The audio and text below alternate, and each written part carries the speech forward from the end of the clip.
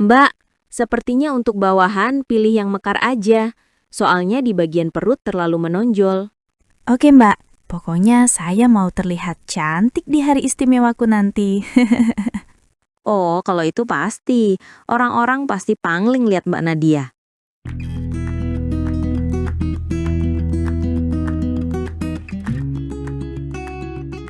Gimana Bu? Bagus kan gaunan ini?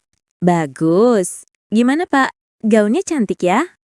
Alah, lah wong sudah hamil juga. Lagian ngapain sih dibuat pesta? Langsung datang ke KUA aja beres. Pokoknya bapak tetap gak mau datang. Sudah dong Pak, sudah terlanjur. Kita mantu cuma sekali ini aja. Cobalah mengalah. Toh Nadia bahagia dengan pilihannya. Gimana sih Bapak ini? Kan aku yang jalanin pernikahannya. Kalau aku bahagia dengan Mas Dani, kenapa Bapak yang repot?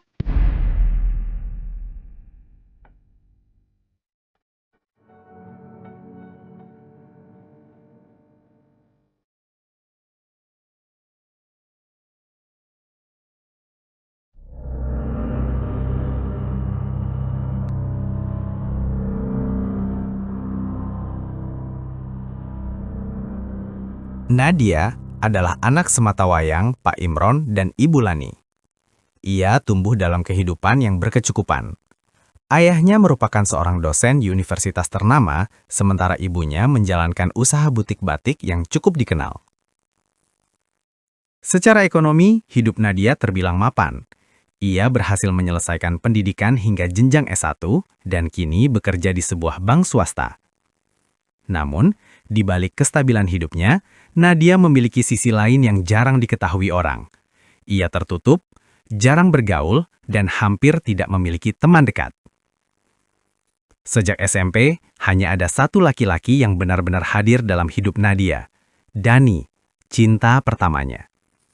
Perasaan itu tumbuh diam-diam dan bertahan hingga dewasa.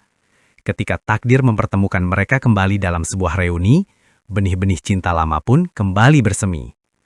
Tanpa banyak waktu, Dani mengungkapkan perasaannya kepada Nadia. Namun, cinta itu tak sepenuhnya tulus.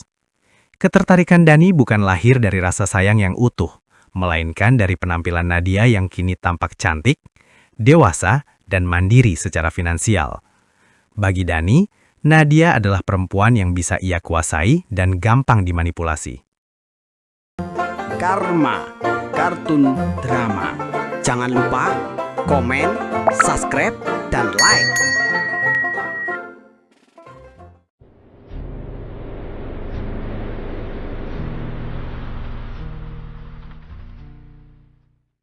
Assalamualaikum. Waalaikumsalam. Loh, Bapak dan Ibu mau kemana? Kok rapi banget? Bapak sama Ibu mau ada kondangan ke tetangga. Oh, pantesan pada rapi. Gimana reuninya? Banyak teman-temanmu yang datang. Ya lumayan, kebanyakan sudah pada kerja di luar kota. Dan aku ngobrolnya cuma sama teman-teman sekelas aja. Oh iya, Ibu masih ingat nggak sama Dani? Ah, Dani? Dani yang mana ya? Ibu nggak ingat. Kan teman-temanmu dulu nggak pernah main ke rumah. Dani yang nakal banget. Anaknya terkenal suka berantem di sekolah. Oh iya, Dani yang ibunya suka debat kalau rapat di sekolah itu ya? Iya benar. Emang kenapa, Nat, dengan si Dani? Oh, nggak apa-apa. Tadi ngobrol banyak sama dia. Sekarang dia berubah. Dani baik banget. Terus yang nggak berubah wajahnya tetap ganteng dari dulu. Walah, Ya udah, Bu, Pak, aku mau istirahat dulu. Sebelum istirahat, jangan lupa sholat asar dulu. Iya, Pak.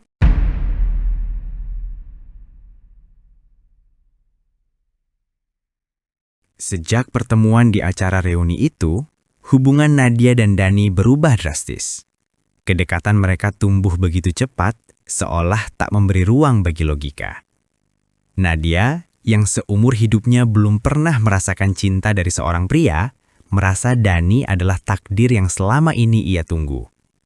Rayuan manis Dani terdengar seperti doa yang dikabulkan. Setiap kata membuat Nadia semakin tenggelam dalam perasaan.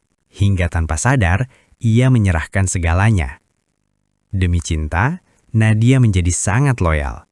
Hadiah, materi, apapun yang Dani minta selalu ia penuhi. Asalkan Dani tetap berkata sayang. Bagi Nadia, semua itu bukan masalah. Ia mapan, mandiri, dan yakin cintanya tulus. Namun, Nadia tak pernah sadar, di balik senyum dan janji manis itu, ada harga yang harus ia bayar. Dan air mata yang perlahan menunggu jatuh.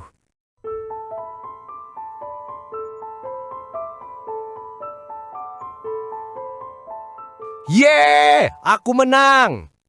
Dani, dari tadi pagi kamu main game terus. Ayolah, mandi-mandi dulu. Bentar lah, Bu. Ini sudah mau selesai gamenya. Aku juga mau pergi, ada janji sama cewek. Sebelum kamu pergi, anterin ibu dulu ke Bu Dewi. Cewek siapa yang mau kamu temuin? Ini cewek mantap banget. Udah cantik, tajir lagi. Temen SMP dulu. Nanti aku kenalin sama ibu. Nah, gitu dong. Kalau cari cewek, kan kamu ganteng. Halo Beb, kamu di mana? Aku sudah di depan kantormu. Buruan ya keluar. Oh iya Beb, tunggu 10 menit ya. Nanti kita keluar pakai motormu ya. Aku ingin boncengan sama kamu. Loh, terus mobilmu gimana, Beb? Gak apa-apa, ditinggal di parkiran. Ntar kalau kita mau pulang, anterin aku ambil mobil ke kantor. Oh, oke.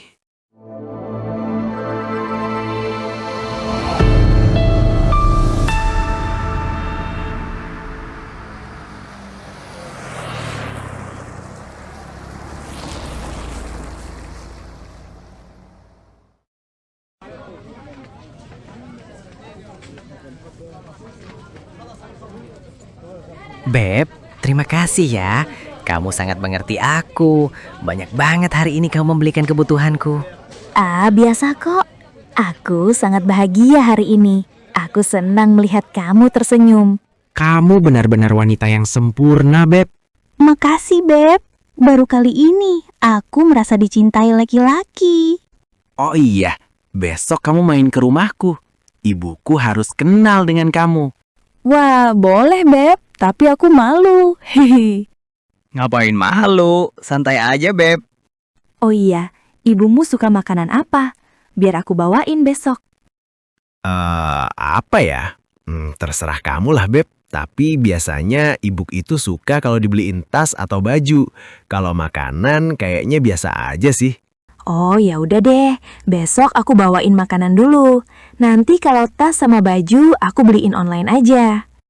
Wah, enak banget jadi pacar Nadia. Kenapa nggak dari dulu aja ketemunya?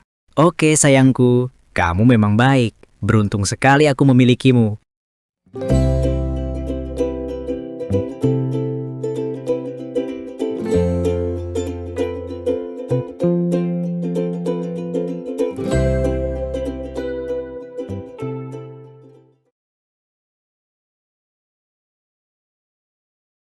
Nadia, akhir-akhir ini kamu sering jalan sama si Dani. Emang kalian ada hubungan? Iya Bu, kita sudah pacaran. Loh, kalian sudah pacaran aja. Dani itu baik banget Bu, dia cinta mati sama aku.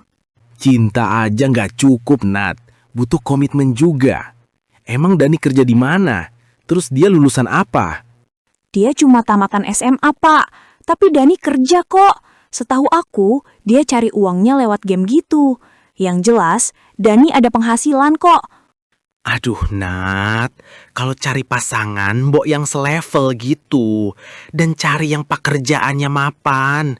Kamu itu kan sarjana, pegawai bank lagi. Ih, Bapak kok ngomongnya begitu? Nggak penting buat aku level-levelan. Yang penting itu Dani sayang sama aku. Nadia, Bapak itu bener. Kamu masih polos, jadi harus hati-hati pilih pasangan. Ibu ini sama aja dengan Bapak. Aku ini sudah gede.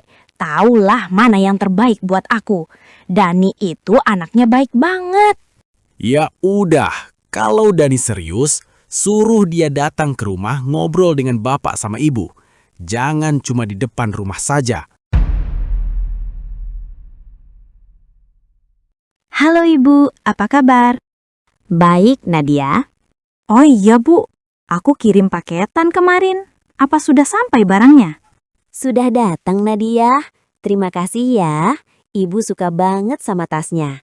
Cocok sekali buat Ibu. Syukurlah kalau Ibu suka. Ngomong-ngomong, Nadia kerja di bank ya? Iya Bu. Gede dong gajinya. Ya lumayan lah Bu. Cocok lah Dani sama kamu. Dani anaknya ganteng, dapat pasangan pinter cari uang. Ibu bisa aja.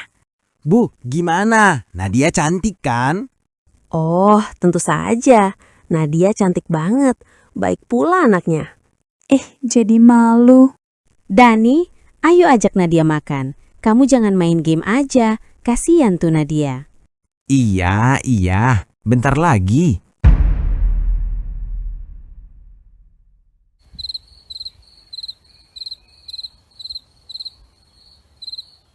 Dani, lihat ini. Kalung pemberian Nadia. Bagus banget ibu pakai. Wah, iya. Bagus banget, Bu. Kamu harus nikahin Nadia. Dia royal banget sama kita. Nadia bisa mengangkat ekonomi keluarga kita. Iya, Bu. Rencana Dani juga begitu. Aku harus ngomong sama orang tuanya dulu. Mudah-mudahan diterima. Ya pasti diterima lah. Kamu itu gagah dan ganteng. Gak mungkin ditolak. Beb, kamu kesini jam berapa? Nggak tahu nih, soalnya aku lagi nggak ada duit buat beli bensin. Uang komisi joki gameku belum cair. Kamu bisa transfer aku nggak? 100.000 aja. Oh bisa, Beb. Bentar lagi aku transfer. Wah, makasih ya. Transfer 150.000 aja ya kalau bisa. Sekalian buat beli pulsa. Ya udah, abis aku transfer, langsung ke sini. Mumpung hari Minggu orang tuaku ada di rumah. Jadi kamu bisa ngobrol dengan mereka. Oke, siap sayangku. Beb, aku kangen banget. Gak ketemu sehari aja rasanya kayak mau mati. Sama lah, aku juga kangen. Beb, kamu mau minum apa? Aku buatin kopi susu ya. Boleh, Beb. Nat, kamu ke belakang dulu. Bapak mau ngomong sama Dani. Oh iya, Pak. Ya udah, sekalian aku buat kopi susu. Begini ya Dani, maksud kamu baik, ingin menikahi Nadia, tapi Bapak belum setuju. Kamu harus mapan dulu secara finansial, sedangkan saat ini pekerjaan kamu masih belum jelas. Tapi Pak, saya dan Nadia sudah saling mencintai. Urusan pekerjaan kan bisa dicari setelah menikah. Gak bisa begitu Dani. Pernikahan itu tidak semudah yang kamu bayangkan. Cinta saja tidak cukup. Bapak tidak akan rela melepaskan anak Bapak kepada pria yang belum jelas pekerjaannya. Tapi aku yakin bisa membahagiakan Nadia, Pak. Pokoknya tidak bisa. Kamu cari pekerjaan dulu yang jelas, baru datang ke sini.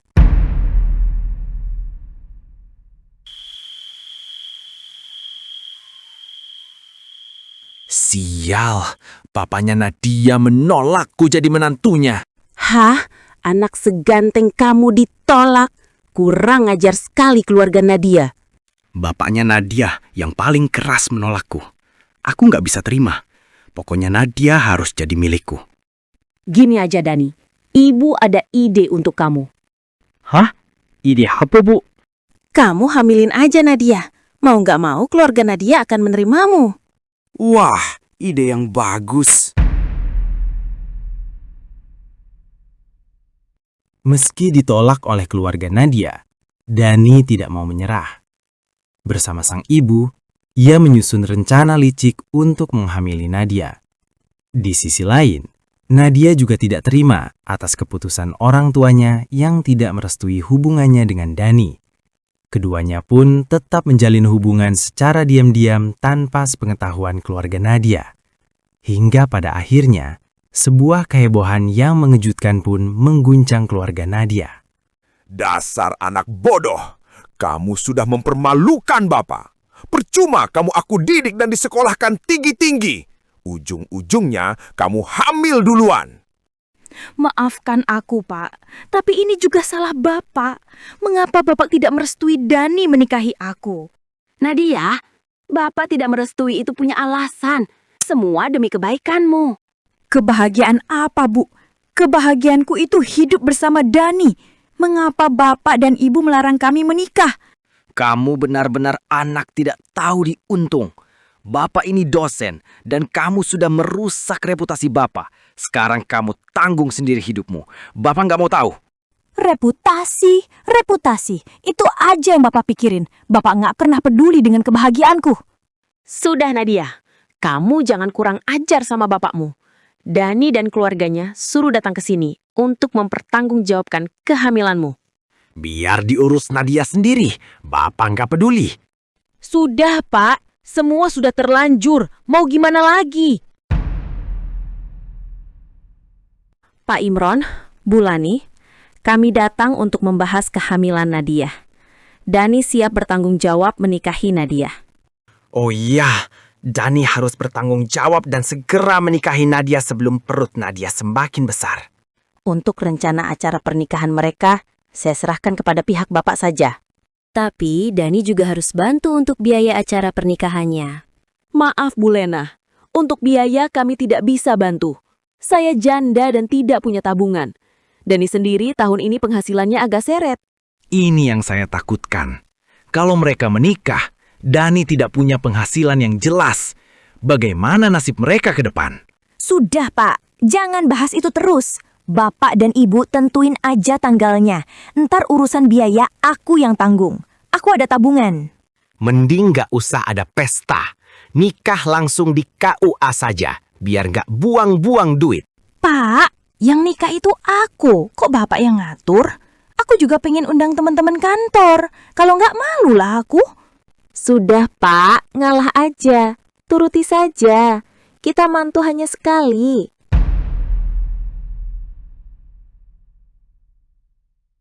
Meski hati hancur penuh kekecewaan, orang tua Nadia tetap menggelar pesta pernikahan putrinya dengan Dani. Setelah resmi menjadi suami istri, Nadia pun tinggal di rumah keluarga Dani. Untuk sementara, hidup Nadia terasa sangat bahagia. Ia diperlakukan bak ratu di rumah Dani. Namun di balik kebahagiaan itu, perangai Dani perlahan menunjukkan sisi buruknya.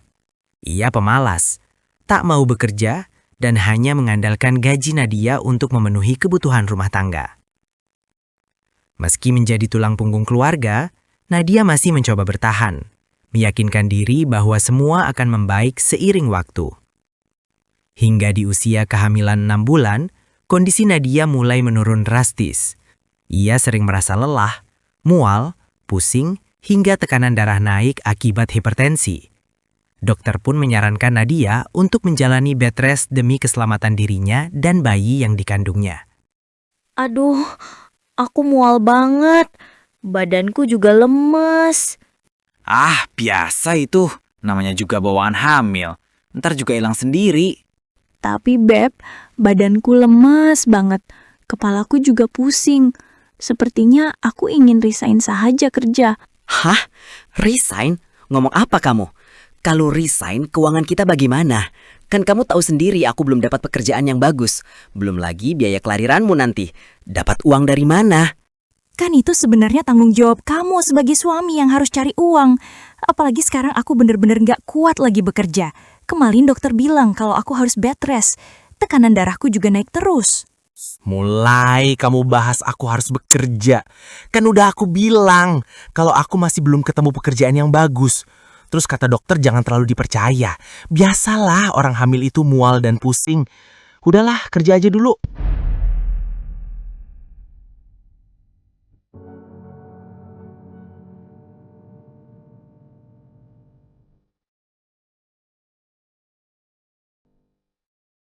Nadia, apa benar kata Dani? Kamu mau berhenti kerja? Iya Bu, benar. Bulan ini aku terakhir kerja. Aku sudah mengajukan resign ke kantor. Loh, gimana kamu? Terus kita dapat uang dari mana kalau kamu resign? Banyak biaya-biaya yang harus disiapkan untuk kelahiran bayimu nanti. Aku sudah nggak kuat lagi bekerja, Bu. Kondisi kesehatanku terus menurun. Dokter mengharuskan aku bed rest total. Kalau tidak, nyawaku dan bayi dalam kandunganku bisa terancam. Omongan dokter didengar. Ibu itu dulu hamil nggak pakai dokter-dokteran. Nadia memang susah dikasih tahu. Aku udah bilang begitu berkali-kali. Aku masih memiliki simpanan uang. Selama ini, setiap bulan ibuku mengirimkan uang dan semuanya kusimpan untuk biaya persalinan. Ingat ya, kebutuhan kita sehari-hari harus dicukupi. Gimana kalau kamu nggak kerja? Kamu harusnya mikir.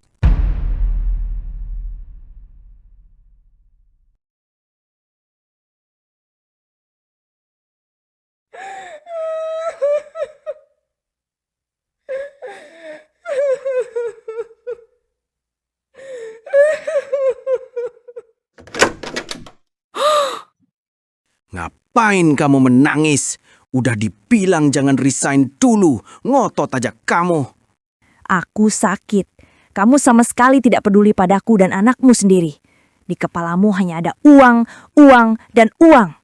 Andai sejak awal aku mendengarkan nasihat bapakku, aku tak akan menyesal seperti ini. Kurang ajar. Berani kamu ngomong seperti itu padaku. Iya, kalian di sini menganggapku hanya seperti mesin ATM. Sialan, kurang ajar sekali kamu. Sejak Nadia tak lagi bekerja, sikap Dani dan ibunya berubah drastis. Meski tengah mengandung, Nadia justru diperlakukan dengan kasar tanpa sedikit pun belas kasihan. Perlahan, ia pun tersadar bahwa keberadaannya selama ini tak lebih dari sekedar mesin uang bagi mereka.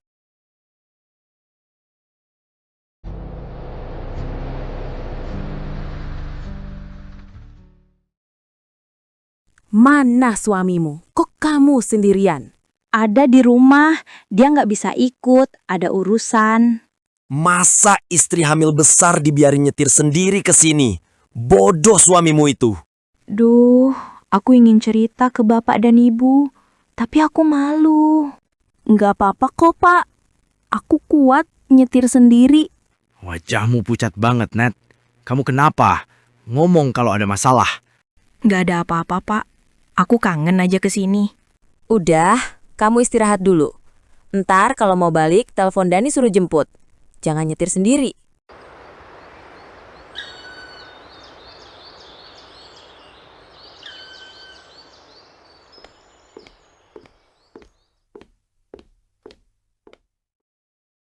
Hei Nat, jangan kamu ambil ayam itu. Itu punya Dani. Ibu bikin ayam gorengnya cuma satu. Iya, cuma satu. Itu buat Dani. Loh, kan ibu sudah aku kasih uang buat belanja. Kamu kasih uang 100.000 aja, minta lauk enak. Iya kalau kamu kasihnya 300.000 kayak dulu. Masya Allah, Bu. Gini amat. Aku ini sedang hamil. Butuh nutrisi buat bayi dalam kandunganku. Woi, apa-apaan ini? Berisik banget. Gangguin orang tidur aja. Lihat ini, Nadia kasih belanja nggak seberapa aja, mau makan enak. Bukan begitu maksudku. Emang kurang ajar. Berani kamu sama ibuku.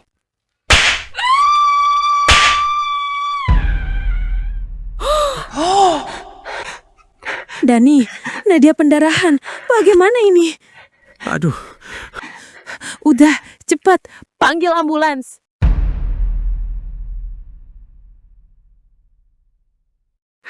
Dokter, bagaimana kondisi Nadia? Maaf, Bapak dan Ibu, siapanya pasien? Kami, orang tua kandungnya, Dok. Bagaimana kondisinya, Dok? Pasien mengalami pendarahan hebat dan tekanan darahnya sangat tinggi. Jadi harus segera dilakukan tindakan operasi sesar. Lakukan tindakan terbaik, Dok, untuk menyelamatkan Nadia dan bayi dalam kandungannya. Baik, Pak. Kami membutuhkan persetujuan untuk segera melakukan tindakan operasi sesar. Baik, dokter.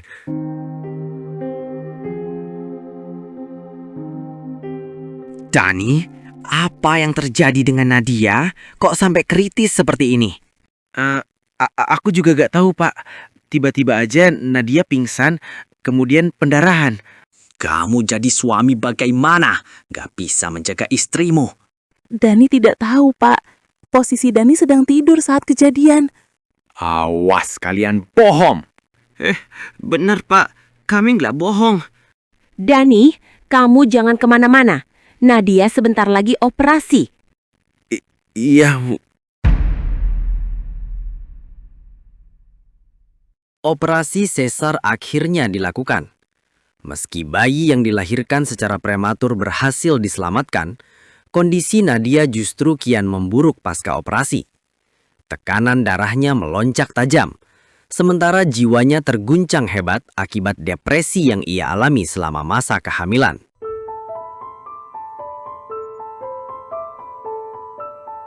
Pak Imron, pasca operasi, kondisi Nadia sangat lemah. Ia harus menjalani perawatan intensif, sementara bayinya juga harus dirawat di dalam inkubator. Hah? Apa yang terjadi pada Nadia, Dok? Tekanan darah pasien terus meningkat dan kondisinya sangat mengkhawatirkan. Selain itu, pasien diduga mengalami depresi berat. Hasil pemeriksaan sementara juga menunjukkan adanya sejumlah luka memar di tubuh pasien. Hah? Terdapat luka memar di tubuh Nadia? Benar. Sekilas seperti korban KDRT. Apakah Bapak dan Ibu tinggal serumah dengan pasien? Tidak. Nadia tinggal bersama suami dan ibu mertuanya. Memang kenapa, Dok? Kami mencurigai adanya tindak KDRT, sebab luka-luka yang dialami pasien tidak wajar. Sebaiknya, Bapak dan Ibu segera melibatkan pihak kepolisian untuk dilakukan pemeriksaan lebih lanjut. Mengikuti saran dokter, keluarga Nadia melaporkan hasil pemeriksaan medis terkait luka-luka yang dialami Nadia kepada pihak berwajib. Dari hasil penyelidikan, polisi menemukan sejumlah bukti kuat yang mengarah pada tindak kekerasan dalam rumah tangga. Kecurigaan pun tertuju pada suami Nadia serta ibu mertuanya. Setelah menjalani pemeriksaan intensif, Dani akhirnya mengakui perbuatannya. Ia telah melakukan KDRT terhadap Nadia. Pak, Dani dan ibunya sudah mengakui perbuatan KDRT terhadap Nadia. Apakah Bapak Ibu ingin menuntut mereka atau menyelesaikan secara kekeluargaan? Saya akan tuntut mereka, Pak. Namun saat ini, saya ingin fokus pada kesembuhan Nadia terlebih dahulu. Tuntutan itu akan saya ajukan nanti. Baik, Pak. Di sisi lain, meski telah mendapatkan penanganan medis secara maksimal, kondisi Nadia tak kunjung membaik. Ia justru mengalami kelumpuhan total. Dengan berat hati, keluarga Nadia akhirnya membawanya pulang ke rumah untuk menjalani perawatan jalan. Namun, setelah beberapa hari dirawat di rumah, sebuah peristiwa tak terduga pun terjadi.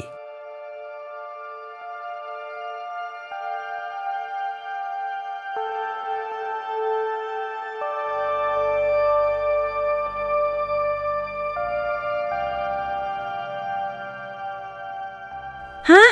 Nadia, kamu bangun? Maafkan aku ya, Bu. Aku sudah menyakiti hati Bapak dan Ibu. Selama ini aku keras kepala dan tidak mau menuruti nasihat kalian. Bapak dan Ibu sudah memaafkanmu, Nak. Tolong rawat anakku. Tentu, Nadia. Hah? Nadia! Nadia! Bangun!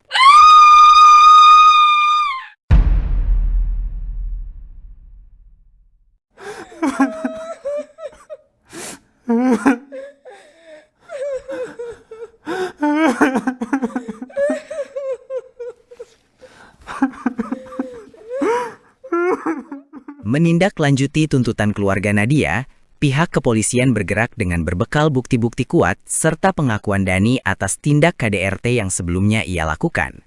Dani pun akhirnya dijemput dan diproses secara hukum. Dalam persidangan, Majelis hakim menjatuhkan vonis 8 tahun penjara kepada Dani atas dakwaan kekerasan dalam rumah tangga yang menyebabkan meninggalnya korban. Sementara itu, sang ibu turut dinyatakan bersalah dan dijatuhi hukuman 1 tahun 7 bulan penjara atas dakwaan pembiaran terhadap tindak kekerasan tersebut.